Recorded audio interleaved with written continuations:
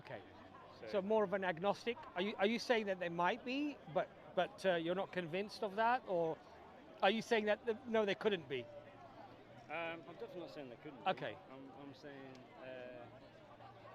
there could be, but I just have no idea. Okay. So now from atheism, we've already got you to being an agnostic. Oh, I don't know. I don't know. I think because, I mean, I think there seems to be two strands of atheism. One is A hard atheism. Yeah. I wouldn't say I'm a hard Okay. atheist. You're a soft atheist. Is that yeah, soft atheist or weak atheist, whatever it is. Okay. Yeah, so I would just say I'd still say I'm an atheist. Okay. On that front, but I think Yeah, cappuccino would be nice. Would you like something?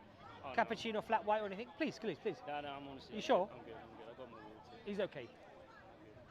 So, if you don't mind me asking, what's your sort of background in terms of like study or career? What's it interests you? I work in IT. Okay. But I'm also a musician. Okay. So I'd say I'm better as a musician Okay. than IT. Yeah. Well, programming or No, just IT support. IT support? Okay. Okay, that's good. Look, the thing is, do you accept that the universe exists? Yeah. And we exist, and we're talking to now, right? Okay. If the universe exists and it's assembled in a particular way, it needs hydrogen, helium, whatever it needs in order to be the universe, basically. Yeah. It requires an explanation because it's contingent, it's reliant on something. Now, it could be reliant on something else that's material. But if it is material, then that thing must be contingent as well because it's assembled in a particular way and it requires particular things in order for it to exist. So it's also contingent and it requires an explanation.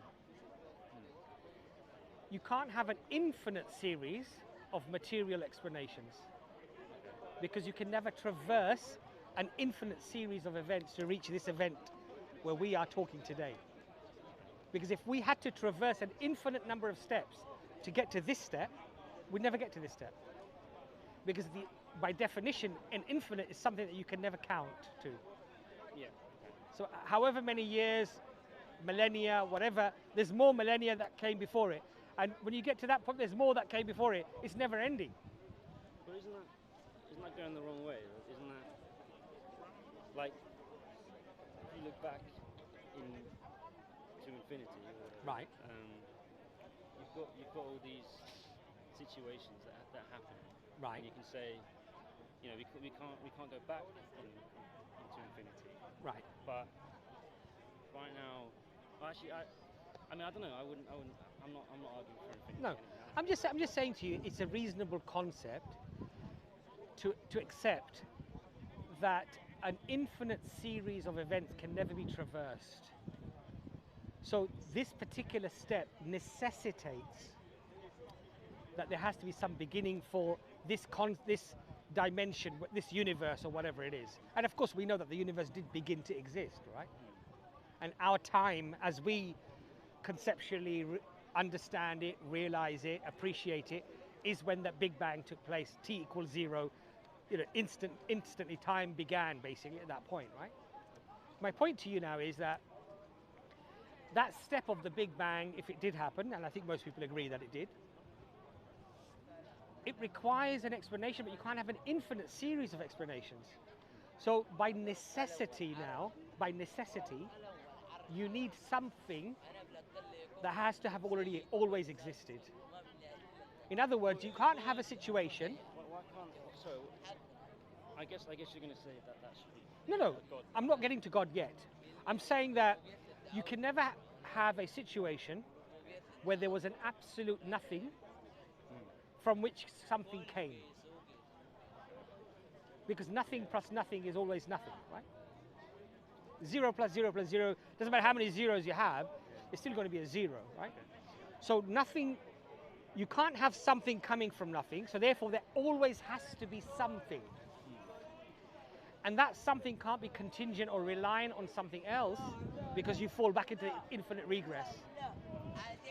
So by necessity, there needs to be something that has always existed, and the universe began at a particular point in time, in history, so it had to decide when to bring it into existence.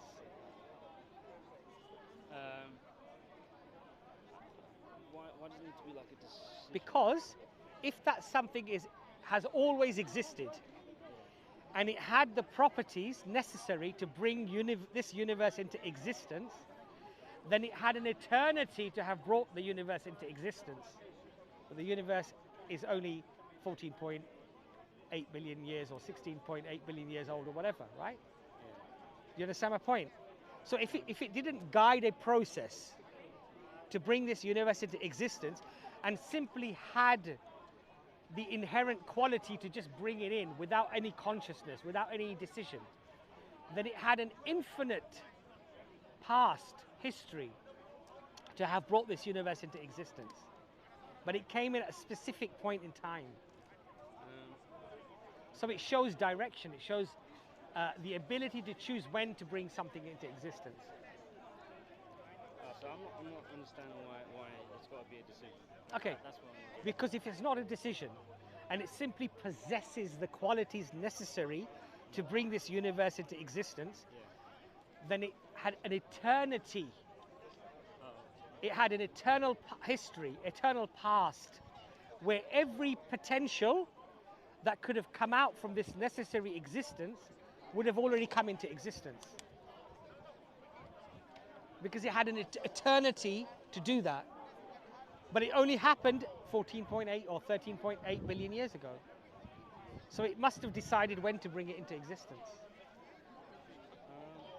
And it has to be incredibly powerful, whatever this thing is. Whatever this thing is, has to be more powerful than the universe. Why is that? Well, how can something of lesser power bring something into existence that has greater power than itself? If I have... Could you not have like something like... Could you not say something like dynamite? Yeah, but dynamite inherently has that energy trapped within it. You're only releasing it by lighting the fuse. Or like a human... like anything in existence that a human has created. Yeah. Would you not describe anything as more powerful than a human? But the human is creating from things that already exist. So when he designs a rocket, so when he designs a rocket, he needs the rocket fuel, right? He doesn't bring the rocket fuel into existence out of nothing. It's already there. Now God, if God exists, we believe brings things into existence without the need of anything. He simply wills it into existence and it comes into existence. So even a nuclear bomb, an atom bomb, you might think, well, it's only 12 kilograms of uranium or plutonium or whatever it is. By the way, just for the cameras, I don't know how to make these things, yeah? I'm just sort of saying it as a figure of speech, yeah? Because no, but a Muslim saying this can sometimes get him into trouble, you know?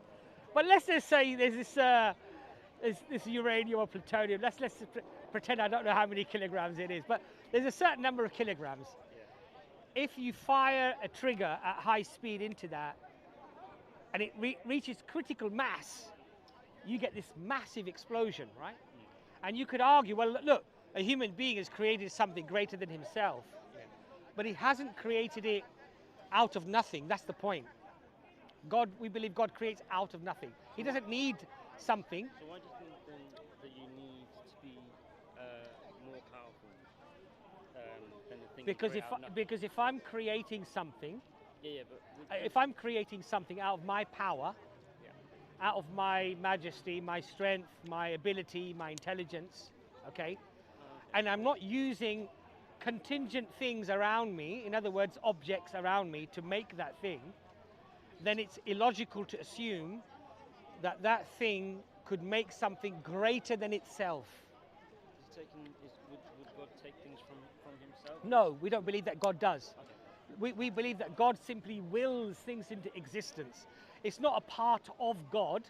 His power is such that he simply brings things into existence. But my point to you actually fundamentally is the infinite regress is an illogical assumption to arrive at. A necessary existence is very logical to assume. The qualities of that necessary existence point to very powerful, incredibly powerful, incredibly intelligent, because we see in this universe physics, chemistry, biology, all right? We see, quantum physics and all of these things, right? Which seem, the laws of those seem incredibly complex. The ability to fashion those laws or construct those laws, the mathematics, incredibly intelligent. And it seems to have brought this universe into existence at a certain point in time. And to me, that sounds a lot like, you could argue, if you don't want to use the word God, you could say the creator, you could say the necessary existence. You could say the thing that brought everything into existence. You don't have to necessarily conceptualize this, because God sometimes is a difficult concept for people to accept, because they see some old man with a big beard with white hair sitting on a stool. That's not our concept of God, by the way. In Islam, when we say Allahu Akbar, God is greater. God is greater than anything that you can physically or mentally, conceptually arrive at or think about. He's outside of your capacity of understanding. Well, I've heard someone say that before. That's a difficult one for me to get my head around.